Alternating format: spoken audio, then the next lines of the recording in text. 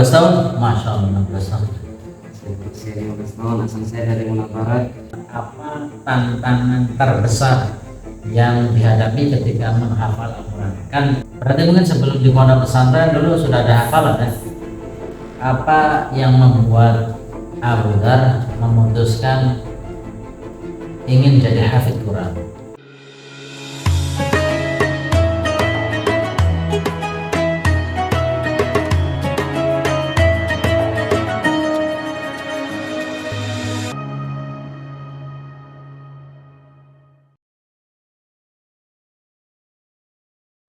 Bismillahirrahmanirrahim. Assalamualaikum warahmatullahi wabarakatuh. Sahabat Darul Qudus yang berdua yang dimuliakan Allah Subhanahu wa taala, pada episode kali ini kita akan mendengarkan sama-sama kisah inspiratif dari seorang santri yang berhasil menjadi hafidz Al-Quran. Yang sebuah perjalanan yang penuh perjuangan dan ketekunan yang menjadi inspirasi bagi kita semuanya, khususnya bagi teman-teman yang ingin menjadi seorang hafidz Al-Quran. Maka mari kita sambut sama-sama teman kita, seorang santri yang bernama Abu Dzar. Assalamualaikum Abu Dzar. Masih keras Abu Dzar suaranya ya. Coba saya tanyakan ya Abu Dzar ya, biar ada inspirasi buat kawan-kawan di rumah yang menyimak video ini, dan semoga bisa bermanfaat untuk kawan-kawan yang ada niat untuk menghafal Al-Quran. Coba Abu Dzar, mohon diceritakan sedikit tentang Abu Dzar, siapa nama lengkapnya, usianya berapa, berasal dari mana, kemudian masuk pondok pesantren mulai tahun berapa sampai tahun berapa, berhasil sampai bisa kubro 30 juz. Asal rasanya jelasan.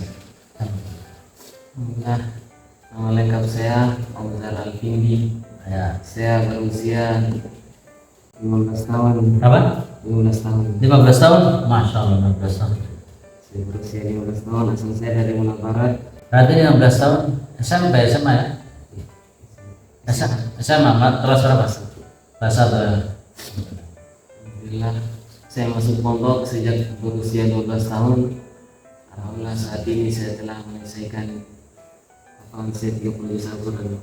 Berarti 12 tahun masuk 13, 13, 14, 15, 3 tahun ya, kurang lebih 13 tahun bisa selesai 30 juz dan kubro ya, disimak 30 juz. Alhamdulillah.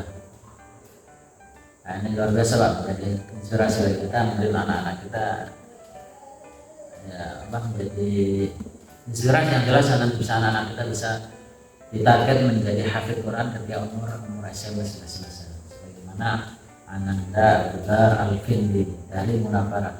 Luar biasa sekali ya. Sekarang saya tanyakan lagi, apa yang membuat Abu Dzar memutuskan ingin jadi hafidz Quran? Kok saya harus jadi hafidz Quran? Kenapa enggak yang lainnya saja? Kenapa saya enggak sekolah umum saja yang khusus belajar tentang ilmu-ilmu umum, misalnya komputer dan sebagainya? Kok memutuskan hafidz Quran? Saya mempelajari Al-Quran karena saya sangat mencintai Al-Quran, karena telah terbiasa dididik dari kecil dengan oleh lingkungan Al-Quran, dan begitu saya masuk pondok, alhamdulillah lingkungan saya tambah terjaga dan alhamdulillah. Berarti memang dari rumah sudah ada suasana ya dari orang tuanya. Berarti mungkin sebelum di pondok pesantren dulu sudah ada hafalan ya? Hafalan saya sebelum masuk pondok pesantren itu baru 1 juz.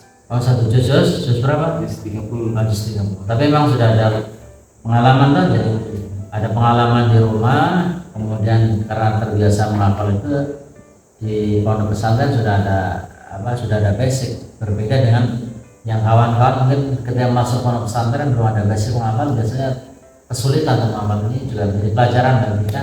Jadi alangkah baiknya ketika anak-anak kita mau masuk ke pondok pesantren ada basic dulu di rumah ya, tahsinnya sudah bagus, kemudian dilatih juga untuk menghafal surat pendek. Kalau Adinda atau Ananda Abu Dzar ini dia sudah ada basic menghafal juz 30. Nah, selebihnya diselesaikan di pondok pesantren ada suasana lagi insya Allah ya. Kemudian selanjutnya saya tanyakan adalah bagaimana perjalanan Abu Dhar dalam menghafal Al-Quran? Apa tantangan terbesar yang dihadapi ketika menghafal Al-Quran? Kan perjalanannya lama, enggak 1 tahun 2 tahun tapi sampai 3 tahun. Tentunya kan ada hal-hal rintangan ketika menghafal Al-Quran, apalagi umur usia kayak Abu Dhar ini kan masa-masa anak-anak, masa-masa main-main, mungkin banyak tantangan yang dihadapi. Bisa diceritakan mungkin? Perjalanannya itu tidak mudah, perlu banyak tantangan seperti masih malas menghafal, masih jenuh.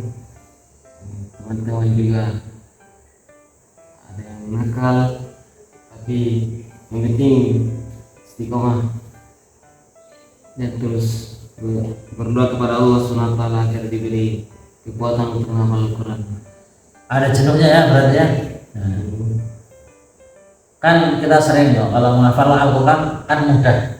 Nah, kalau kita dengar ayatnya walaupun yassarnal Qur'ana lidzikri fahal min muddakir, dan sungguh kami mudahkan Al-Quran untuk dihafal. Itu memang mudah dihafalnya atau memang sulit, kau bisa malas, sudah jenuh gitu? Dan menghafalnya cuma godaan-godaan seperti jenuh, malas, kadang-kadang juga sakit sedikit langsung tidur. Oh begitu. Oh ya, ada masa-masa sakitnya ya. Ya. Tapi semua itu kan bisa dilewati ya.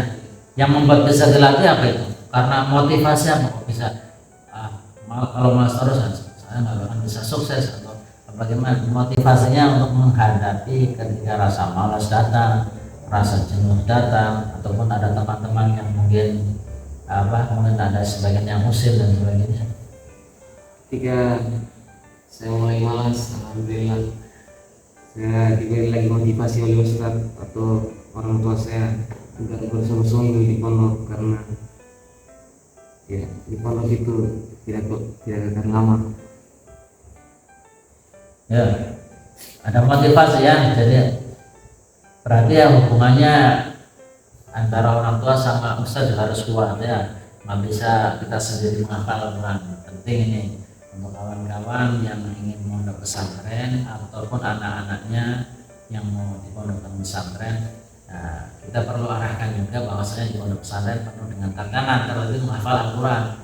Nah, tadi sampaikan harus ada hubungan yang kuat antara si santri sendiri dengan ustadz dan juga orang tua di rumah untuk memotivasi, memberikan semangat, sehingga yang tadinya mungkin kurang semangat jadi semangat lagi, bisa berjalan lagi untuk mencapai cita-citanya. Seperti itu. Kemudian dari pengalaman kamu ini menghafal Al-Quran, tentunya kan ada orang-orang yang berjasa. Enggak cuma kamu, ada orang-orang yang di balik layar yang membuat kamu terus bisa berjalan dengan tertatih-tatih mungkin sehingga 30 juz dan bisa kubro, bisa terrealisasi. Ini ada orang-orang di belakang kamu yang senantiasa memberikan doa, memberikan motivasi, memberikan materi. Siapa orang-orang yang berjasa itu menurut Abu Dhar? Orang yang berjasa, yang paling berjasa saya sama itu adalah pertama orang tua saya, karena mereka sering memberikan saya motivasi, dukungan, begitu pun juga ustaz saya dan para kiai-kiai. Mereka selalu memberikan saya nasihat-nasihat bagaimana bersungguh-sungguh untuk menghafal Al-Quran agar bisa cepat selesai dan mengamalkan ilmunya dengan bermanfaat. Dan begitu pun juga teman-teman saya, mereka selalu memberi saya motivasi agar saya tidak malas-malasan, tidak jenuh, dan akhirnya saat ini saya telah menyelesaikan hafalan 30 juz saya. Oke ya, bagus ya. Jadi ini luar biasa nih Pak, ada pelajaran dari kisah santri kita Abu Dhar ini. Jadi yang berjasa menurut ini ada orang tua, kan penting Pak, orang tua di rumah ini. Jadi mereka menjadi fondasi untuk rajin, untuk semangat. Biasanya memang fondasinya dari rumah. Kalau dari rumah nggak ada basic sama sekali ya, di pondok pesantren ketika dia malas-malasan ataupun menghafalnya sulit karena nggak ada terbiasa di rumah, ada basic, maka di pelajaran nanti ya Mungkin kawan-kawan yang mau mondok pesantren bisa dilatih di rumah terlebih dahulu, jangan terburu-buru mondok. Ataupun bagi orang tuanya, latih dulu anaknya di rumah, tasnya, kemudian mungkin hafal surat pendek dan kasih motivasi pengenalan tentang pondok pesantren ini, dan juga nanti hubungan baik dengan ustadz tentunya, karena ustadz tentunya dia akan memberikan motivasi, memberikan ridhonya kalau ada hubungan baik juga dengan para ustadz dan juga teman-teman yang menjaga hubungan baik itu. Alhamdulillah, jadi kita bisa termotivasi mengambil kisah daripada Ananda Abu Dzar. Kemudian yang saya tanyakan lagi ini, apa tips yang bisa Abu Dzar bagikan untuk teman-teman yang mungkin menyimak video ini yang ingin menjadi seorang hafiz Al-Quran? Mungkin ada tipsnya, ada nasihat-nasihatnya dari pengalaman Abu Dzar menghafal. Tipsnya itu pokoknya tetap istiqomah, jangan pantang menyerah, tetap berada tetap harus dalam bimbingan Ustadz tadi, program-program pondok pesantren, insyaallah barokah. Ada lagi mungkin, jadi apa tadi tipsnya? Harus semangat, ikut arahan Ustadz, aturan pondok pesantren, istiqomah ya, dan juga saya tambahkan pentingnya ikhlas juga, karena menghafal Al-Quran dan menuntut ilmu ya tidak lain hanyalah kita untuk mencari ridhonya Allah, agar Allah ridho kepada kita sehingga kita bisa mendapatkan surganya Allah, mendapatkan kasih sayang Allah, mendapatkan surganya Allah Subhanahu wa taala. Ya mungkin itu dulu ya sebentar ya.